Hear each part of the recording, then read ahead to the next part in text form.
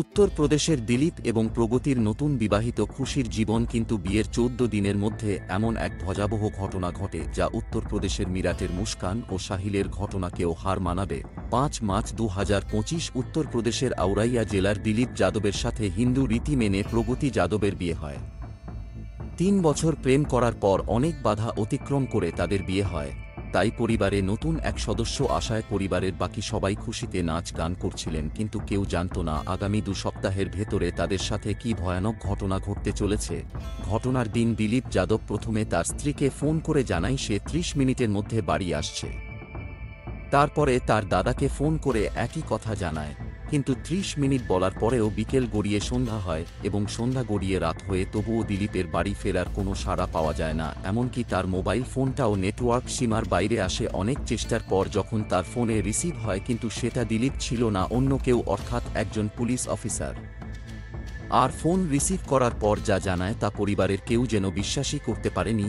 Police officer জানান যে দিলীপ এখন উত্তরপ্রদেশের একটা স্বাস্থ্য কেন্দ্রে ভর্তি রয়েছেন। তার শারীরিক অবস্থা তেমন ভালো নয়। প্রথমত পরিবারের লোক কথা বিশ্বাসই করতে পারেনি যে কি এমন হয়েছে তারপর দ্রুত দিলীপের পরিবার হসপিটালে যান। তখন পুলিশ তাদের জানান যে দিলীপকে উত্তরপ্রদেশের একটা গম ক্ষেতের পাশে দুজন চাষি পড়ে থাকতে দেখেন এবং তারা পুলিশকে খবর দেয়। আর পুলিশ সাথে সাথে ঘটনাস্থলে পৌঁছায় এবং সাথে একটা অ্যাম্বুলেন্সও আসে। অ্যাম্বুলেন্স প্রথমে দিলীপকে বিধুনার স্বাস্থ্য কেন্দ্রে নিয়ে যায়। দিলীপের পরিবার প্রথমে ভাবতেই পারে না যে কি হয়েছে তাদের ছেলের সাথে, আর কেনই বা সে ওই গম ক্ষেতের ওখানে গেছিল। তার তো কারো সঙ্গে কোনো শত্রুতা নেই। এরপর বিধুনা স্বাস্থ্য কেন্দ্রে দিলীপের অবস্থার উন্নতি না হওয়ায় তাকে গোয়ালিয়র পাঠানো হয়। একদিন সেখানে চিকিৎসাধীন থাকার পর তার অবস্থার তেমন কোনো পরিবর্তন হয় না। সবশেষে তাকে আউরাইয়া হাসপাতালে পাঠানো হয়, তবে সেখানেই চিকিৎসা চলতে থাকে, কিন্তু পরে তিনি শেষ নিঃশ্বাস ত্যাগ করেন। যে পরিবারে কয়েকদিন আগেই খুশিতে পরিবার, আত্মীয় স্বজন সবাই এক হয়েছিলেন, সেই পরিবারেই হঠাৎ দুঃখের কালো ছায়ায় ঢেকে যায়। দিলীপের পরিবার দিলীপকে হারানোর পর হতাশায় ভেঙে পড়ে, কিন্তু তারা ভেবে পাচ্ছিলেন না দিলীপের নতুন বউকে দিলীপের এই এমন অবস্থার কথা কিভাবে জানাবেন। যখন দিলীপের স্ত্রী প্রগতি যাদব দিলীপের ব্যাপারে জানতে পারে, তখন তিনি হসপিটালে ছুটে যান এবং কান্নায় ভেঙে পড়েন। তিনি যেন এই সত্যিটাকে মেনে নিতেই পারছিলেন না। যেখানে কয়েকদিন আগেই তারা হিন্দু নিয়ম মেনে অগ্নিদেবকে সাক্ষী রেখে ৭ জনম একসাথে থাকার স্বপ্ন দেখেছিলেন, সেখানে মাত্র ১-৪ দিনের ভেতরেই এমন ভয়াবহ পরিণতি, এটা যেন কিছুতেই সে বিশ্বাস করতে পারছিলেন না। এই ঘটনার পর পুলিশ দ্রুত অ্যাকশনে নামে ঘটনাস্থল আশেপাশ থেকে শুরু করে সমগ্র সিসিটিভি চেক করে দেখেন। বেশ কিছু সময় পরে হঠাৎ এক সিসিটিভিতে পুলিশ দেখতে পান একটা বাইকে ৩ জন লোকের সঙ্গে দিলীপ কোথাও যাচ্ছে। পুলিশের মনে সন্দেহ হয় যে দিলীপ বাইকে কেন যাবে, কারণ দিলীপের হাইড্রোক্রেনের বিজনেস ছিলেন। তার বাবা ৩০ থেকে ৪০ খানা হাইড্রোক্রেন ছিল, যা তার পরিবারের সদস্যরা মিলেই খুব ভালোভাবে কাজ করতেন।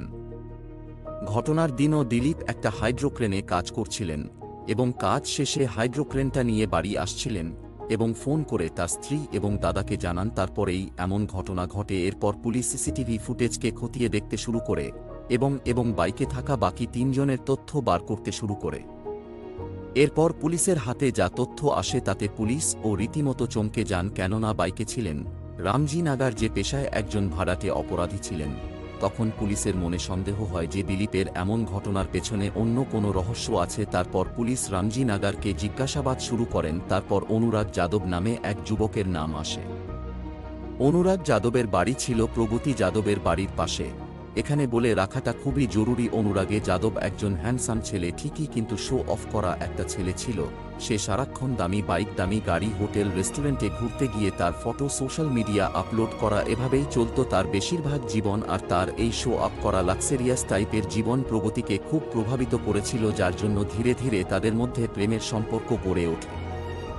হ্যাঁ, এখানে বেশ কিছু সমস্যা ছিল, কারণ প্রগতি যাদব এবং অনুরাগ যাদবের পরিবারের মধ্যে জমি নিয়ে কিছু সমস্যা ছিল, যার জন্য সরাসরি কেউ কথা বলতো না। কিন্তু প্রেম সত্যি কোনো বাধা বা নিয়ম মানে না।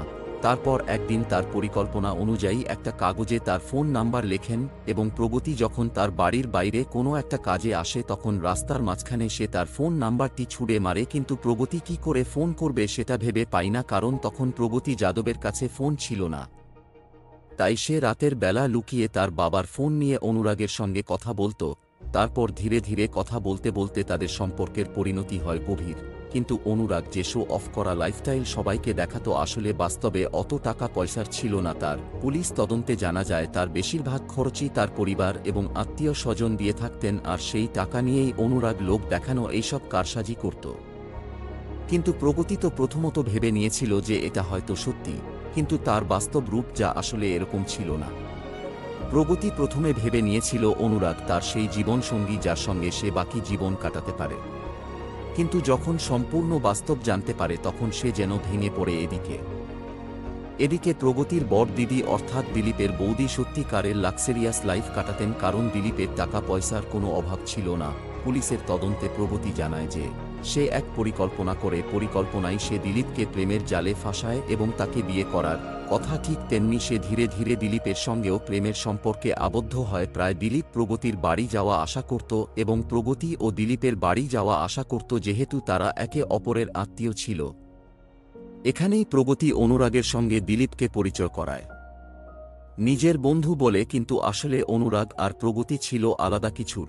তারপর প্রগতির পরিকল্পনা অনুযায়ী দিলীপকে প্রগতি বিয়ে করার জন্য জানাতে থাকে, কিন্তু দিলীপের পরিবার এটা মেনে নেয়নি।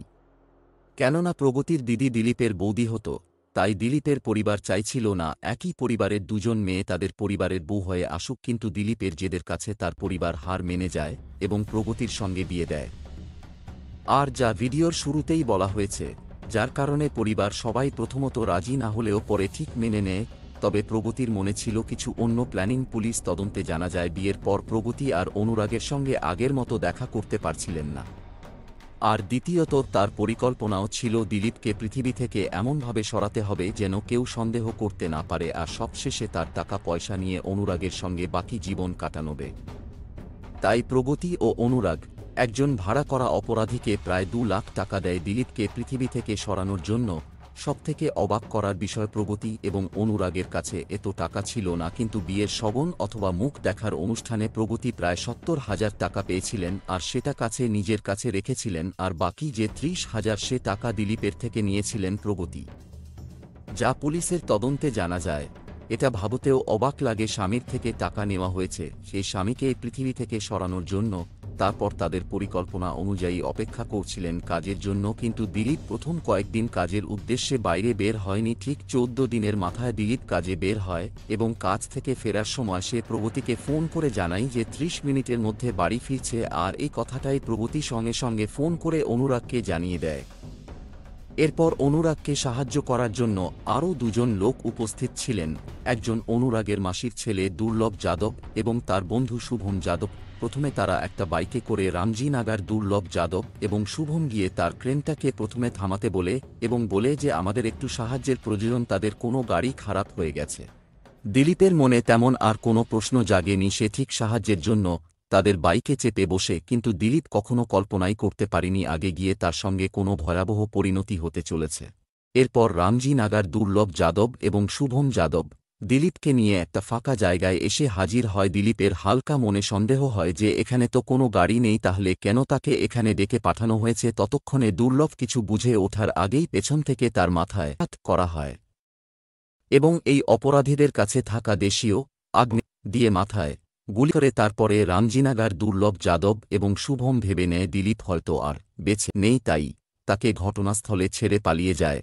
এর খানিক পরে ওই গ্রামের 2জন চাষি যখন রাস্তার পাশ দিয়ে যাচ্ছিলেন কাজের জন্য, তখন দেখতে পান কোনো একজন অবচেতন অবস্থায় গম ক্ষেতের পাশে পড়ে আছে। তাদের প্রথম সন্দেহ হয়, তাই তারা দ্রুত পুলিশকে ফোন করে এবং পুলিশও ঘটনাস্থলে পৌঁছায় আর দিলীপকে হসপিটালে ভর্তি করে। এবং দিলীপের পরিবার বহু চেষ্টার পর যখন ফোন করে তখন পুলিশই সেই ফোন রিসিভ করে, যা ঘটনা আগেই বলা হয়েছে। তারপর পুলিশ তদন্ত শুরু করে এবং একে একে প্রথমে রামজি-নাগার অনুরাগে যাদব গ্রেপ্তার করে এবং তাদেরকে জিজ্ঞাসাবাদে শুরু করে। জিজ্ঞাসাবাদেই প্রগতি যাদবের নাম আসে। এদিকে দিলীপের পরিবারে যখন ছেলেকে হারানোর বেদনায় কাতর ছিলেন, ঠিক তখন তাদের বাড়ি পুলিশ যায়। গিয়ে প্রগতির সঙ্গে কথা বলতে চাই। প্রথমে তো পরিবারের লোক ভাবে হয়তো পুলিশের তদন্তের জন্য কোনো কিছু জিজ্ঞেস করছে, কিন্তু যখন একটা লেডিস কনস্টেবল প্রগতিকে ধরে গাড়িতে বসাতে চাই তখন পরিবারের লোক বাধা দেওয়ার চেষ্টা করে, কেননা তাদের পরিবারের ছেলে তো পৃথিবী গেছে, তার সত্ত্বেও তারা কেন তার নতুন বৌমাকে থানাতে নিয়ে যাচ্ছে। এরপর পুলিশ যেসব ঘটনা বলে তাতে পরিবারের লোক আরও হতাশ হয়ে যান। তারা ভাবতেই পারেনি যে তাদের নতুন বৌমা তার ছেলেকে পৃথিবী থেকে সরানোর জন্য এমন সব কাজ করেছেন তার বয়ফ্রেন্ডের সঙ্গে মিলে।